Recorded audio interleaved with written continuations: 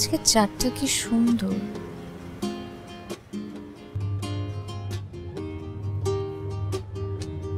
আমি প্রত্যেক দিনই দেখি।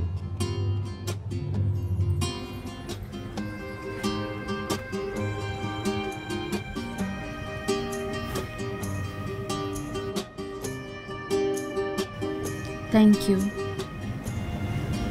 আমাকে এত সুন্দর একটা দিন উপহার দেওয়ার জন্য।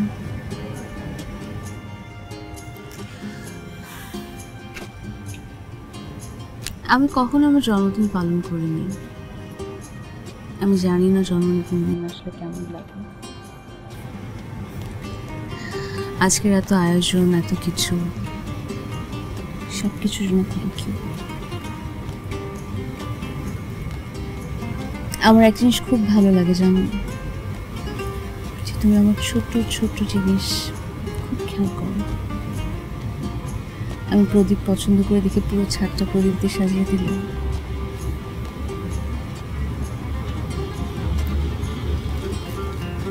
আজকের দিনটা আমার জন্য সবসময় স্মরণীয় হয়ে থাকবে।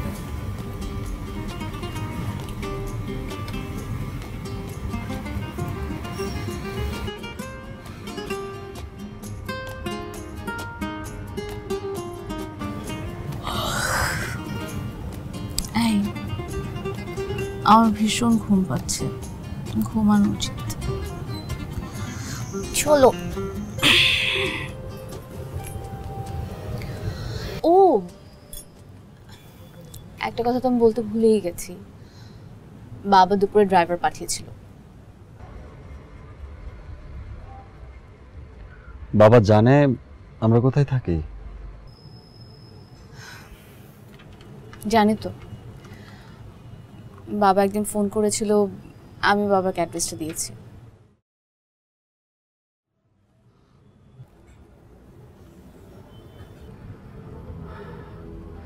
কাজটা তুমি ঠিক করেছো? মানে অ্যাড্রেসটা দেওয়ার আগে একবার আমাকে জিজ্ঞেস করা উচিত ছিল না? সেটা বড় কথা না, ইম্পর্টেন্ট কথা হচ্ছে বাবার 60th বার্থডে। বাবা চায় আমরা দুজন যাতে তার সাথে থাকি। প্রশ্নই ওঠে না। আচ্ছা শোনো না, দেখো যত যাই হোক উনি তো তোমার বাবা, আর অতীতে যা হয়েছে হয়েছে, বাদ দাও না। ভবিষ্যৎ কিসের ভবিষ্যৎ? ওনার সাথে আমার কোনো ভবিষ্যৎ নেই। ওকে, উনি আমার শুধু নামেই বাবা।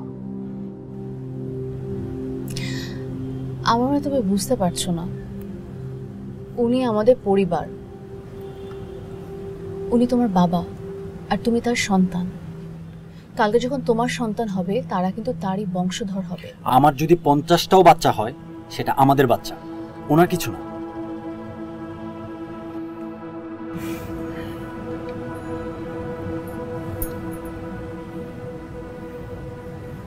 অনেক, আমার মনে হয় তোমার বাবা তোমাকে অনেক ভালোবাসে, শুধু বলতে পারে না।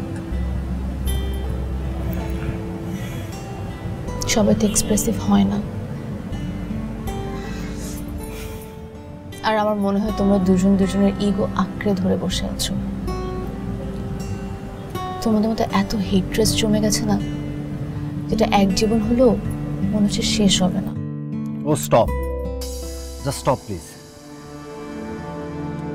স্টপ বলে অনেক কথা শেষ হয়ে যাবে না। হতে হবে। আমি আর কোনো কিছু শুনতে চাচ্ছি না, ঠিক আছে? No more argument please.